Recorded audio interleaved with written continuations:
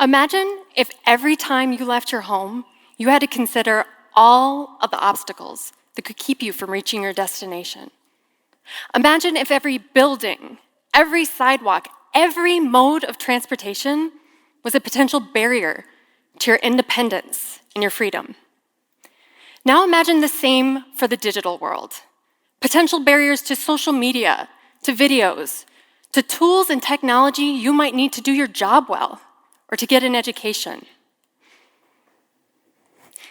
There are over 1 billion people in the world with disabilities, and many of them could identify with the scenarios I just described to you as they navigate an inaccessible world. Most of us have somebody in our lives with a disability. Many of us here tonight have a disability. This is the world's largest minority group, and a group that you could join as soon as tomorrow, and will eventually join if you're lucky, because disability catches up to everyone who lives long enough. So why am I here today talking to you about disabilities? I'm here because I know the injustice I described to you deeply through my dad's disability journey. When my dad was a sophomore in college, he was in a car accident and had to have his right arm amputated. After his body change, my dad described it as one of the most difficult times of his life because of the loneliness he felt as people started to avoid him who were no longer comfortable around him. I don't recall my dad often identifying as having a disability, and I never asked him why. But it perhaps was because of the memory of those people who avoided him, or perhaps it was because of the people who commended him for his strength, his ability, how he could do anything somebody with 2 hands could do. And it was true that my dad was an impressive human, but what made him impressive had nothing to do with having 1 arm or 2. Underneath these well-meaning comments, I heard an underlying message. Disabilities are acceptable if you can perform as if you don't have one. And I wondered, what does that mean for people who can't outperform their disability? Somebody who needs assistance. Later into my dad's life, the accident that took his arm wasn't done taking. He developed a rare condition that took his balance, caused chronic pain, and eventually robbed him of his ability to hear. Towards the end of my dad's life, he was deaf, and this was a disability he could not outperform. Throughout his life, I had seen him alter and reimagine hundreds of products built for people who use 2 hands, or one-handed products built for people who use their right hand. Some of you lefties might be able to identify with that. But he always seemed to find a way. In a book that my dad wrote, he described this period of transition as relying heavily on vice grips and Velcro strips. This time there wasn't a workaround. His hearing aid did little to help, his cochlear implant failed, and sign language wasn't an option. The exclusion was deep. He was isolated, unable to follow most conversations or access most auditory media. Inaccessibility reared its ugly head everywhere, and the further his abilities fit outside of social norms, the less he was able to take part in everyday life. And his quality of life diminished. Then in 2020, I lost my dad to a long battle with cancer. I felt helpless. Not entirely unlike the feeling of helplessness I felt as he lost his abilities and became more isolated. But as I waded through that grief and I picked up the pieces, I found conviction. I would stop being passive about inaccessibility. I would honor his memory by fighting for a future built for everyone to live in, a world of radical accessibility. Radical accessibility means creating spaces where access is not an afterthought or a burden, but a right. It recognizes people with disabilities and their experiences. It's a way of thinking and acting that challenges the status quo, dismantles barriers, and creates a truly equitable world. And if this idea is new to you, that's okay. We can begin our journey here today. I'm a graphic designer 12 years into my career. Accessibility should have been built into everything I did from day one.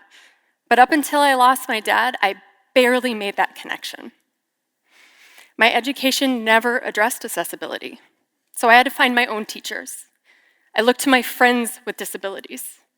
I read books written by disability advocates who wrote from a firsthand perspective. I followed advocates on social media.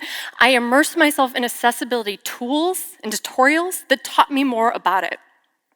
It took me a really long time to understand that the person that needs to make the world more accessible is me. And I'm here today to share that responsibility with you too. Because accessibility is not optional. It is a fundamental human right. Most of you have probably heard of the American Disabilities Act, or the ADA. The ADA was passed in 1990, prohibiting discrimination against people with disabilities and requiring accommodation for equivalent access in the workplace and public space. And while the ADA was hard fought and paramount to securing more access and equity, it isn't all-encompassing, and it's often used as a checkbox and nothing more. A friend of mine who uses a wheelchair once told me that if she calls ahead to a business to ask about their accessibility, if they reply simply with, "It's ADA compliant," she knows it will likely be a bad experience. Yes, ADA compliance will get her in the door, but it doesn't guarantee that she'll feel humanized. She won't feel othered or like a burden for trying to access that space. ADA compliance is the bare minimum. Both designers and architects alike make the mistake of thinking they've done a job well based on ADA compliance alone. But we can do better, even after that ADA box is checked, and especially if it isn't required. Only then can we start creating truly accessible spaces.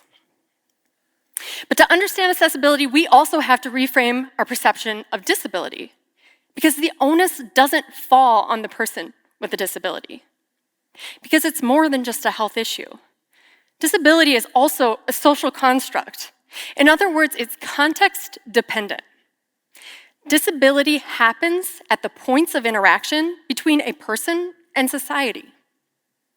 Physical, cognitive, and social exclusion are a result of mismatched interactions. And it's our responsibility to understand how the things that we make create those mismatches.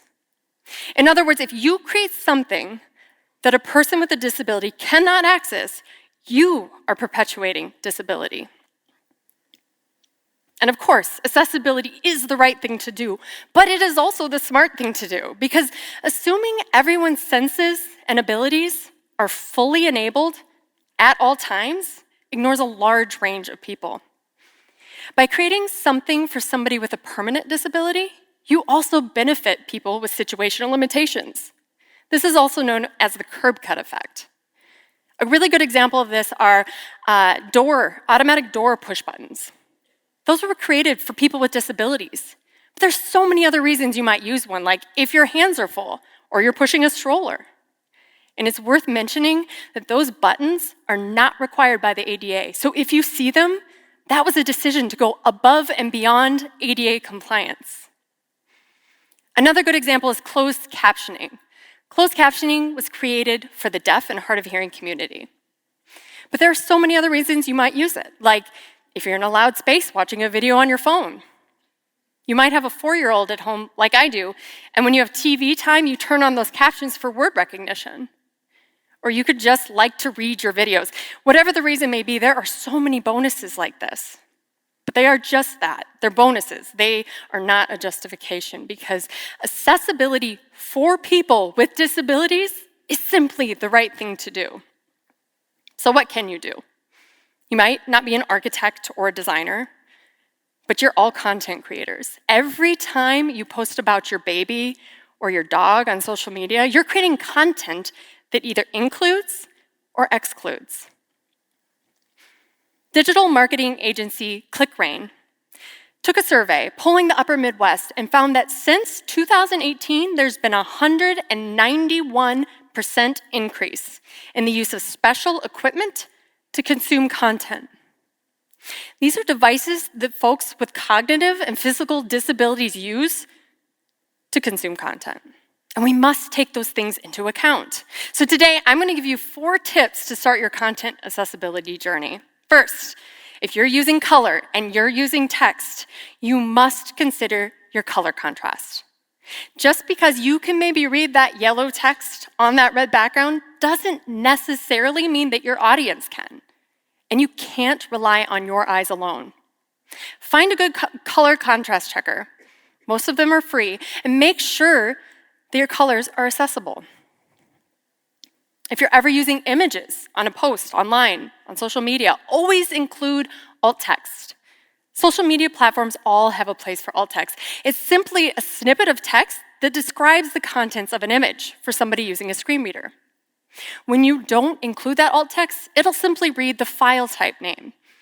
And that's not very helpful for anyone, so always fill out that alt text. Captions are so important. I think you've gathered that already, but they're also easy. These are some screenshots, embarrassing as they may be, from an Instagram story I posted talking about accessibility. I turned on the auto-generated captions, which are exactly that. They're auto-generated. I didn't have to write them. I just had to proof them. They're so easy. There's no reason we shouldn't be using them, and they open up our content to a way larger audience with more ability. And finally, representation matters. If you ever find yourself in the position to choose a stock photo, or if you're an illustrator like I am and you illustrate people, always include diversity, including disability. Being able to see yourself in the world is a crucial step to creating a more accessible and inclusive world. Now, remembering these 4 tips when you navigate the internet or social media will put you light years ahead of the average user. But these things only touch on content accessibility, and you all have the capacity to make an even bigger impact. So I have 3 more tips. Bear with me, these are big ones. They apply to everything. Learn from people with disabilities about their experiences and what accessibility means to them. Never make assumptions. Speak up about ableism and inaccessibility when you see it. Challenge organizations and individuals to do better. And lastly, reflect on your own biases and how you can improve. Notice when and how you feel discomfort around disability or resistance to change in the name of accessibility. I promise that if you implement these things into your life, you will make a difference. Radical accessibility isn't easy. It takes intentionality, and it will push you out of your comfort zone, but it is crucial that we do. Advocate Peter Bromberg once said, when we avoid difficult conversations, we trade short-term discomfort for long-term dysfunction. And folks, reimagining the way we've always done things is difficult, hence the long-term dysfunction. But we can do better. Before I go, I want to share with you 2 illustrations I made of my dad. This is the first. Growing up, I always drew my dad with 2 arms, even though I never knew him that way. I did it because I wasn't comfortable drawing his amputation. I felt like it was something I shouldn't see. I think it's because I grew up hearing all those people praise him and say in so many words that they didn't see his disability. I now understand that not seeing disability is something people say when they're uncomfortable. Now I see my dad. This is an illustration I made of him last year in his beloved garden, wearing a shirt I designed that he wore all the time, in his Velcro tennis shoes and his sweatpants that were more accessible than other clothing, with his cochlear implant and his amputation. I illustrated him exactly as he was. This is how we build a future of radical accessibility together. Not by meeting bare minimum standards, but by transforming our society into one that honors and includes all people. A world where people with disabilities are seen and celebrated exactly as they are, can participate fully, and feel a sense of belonging. Radical accessibility is more than guidelines or metrics. It's a vision for the future and a call to action, and it needs each of us to answer that call and do our part. Will you join me? Will you help build this future of radical accessibility, one where everyone belongs? Together, we can remake our world into one that is equitable, just, and for all. Let's get to work.